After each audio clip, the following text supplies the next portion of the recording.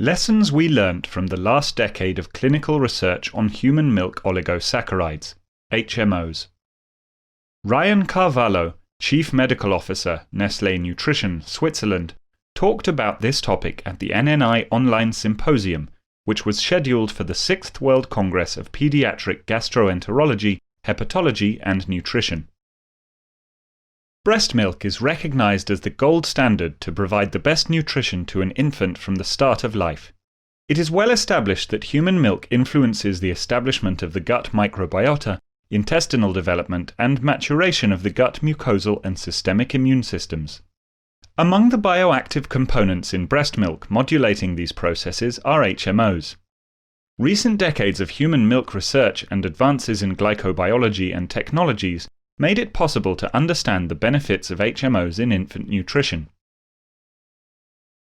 In breast milk, levels of HMOs vary significantly depending on mother's secretor status. In this cohort study of 213 mother-infant pairs, different levels of HMO in breast milk, especially of two-linked fucosylated HMOs, do not correlate or predict infant growth and body composition over the first 4 months of lactation. However, higher levels of two-linked fucosylated HMOs in breast milk support a healthy gut microbiota and are negatively associated with Campylobacter diarrhea and moderate to severe diarrhea of all causes. A growing body of preclinical research suggests that specific HMOs have a positive effect on neurodevelopment and cognitive ability. A recent cohort study of 99 mother-infant pairs provides promising evidence on a positive association between 3SL in breast milk and language development.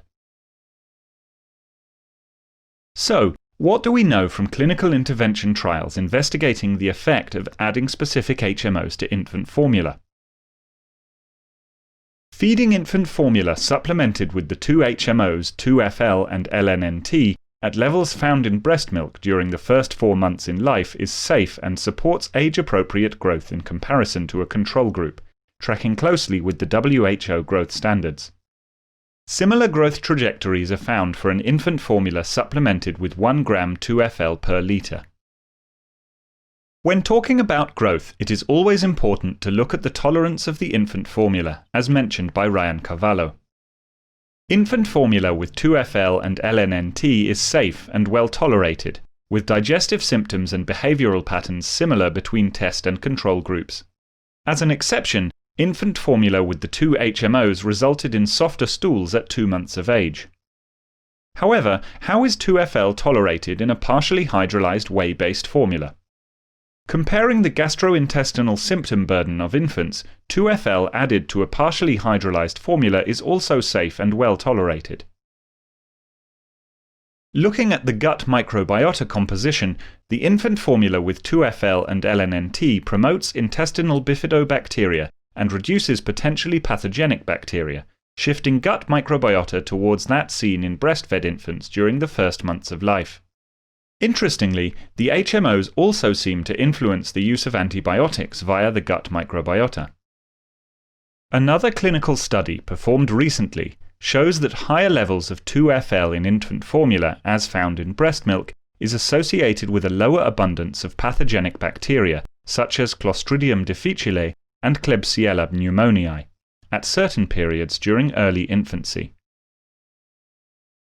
Infant formula with 2FL and LNnT supports immune health by lowering respiratory tract illness and reducing antibiotic use at certain periods during infancy.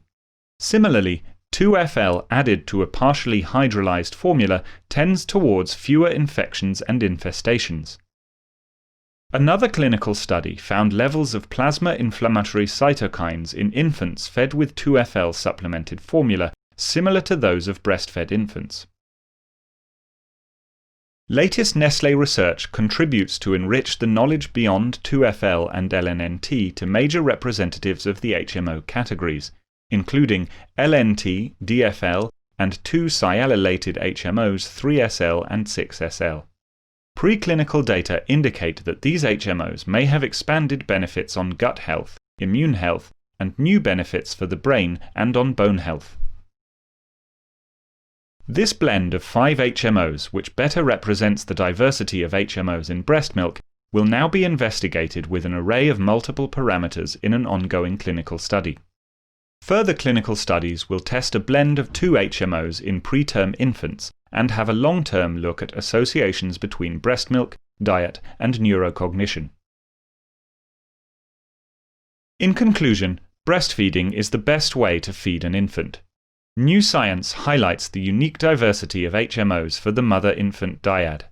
HMOs now with clinical evidence of benefits, ranging from establishing the developing microbiome, immune system, to promising benefits in neurocognition.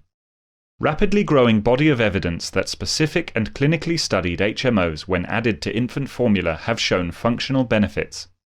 The future of scientific discoveries on the importance and benefits of HMOs provides promise for our future generations.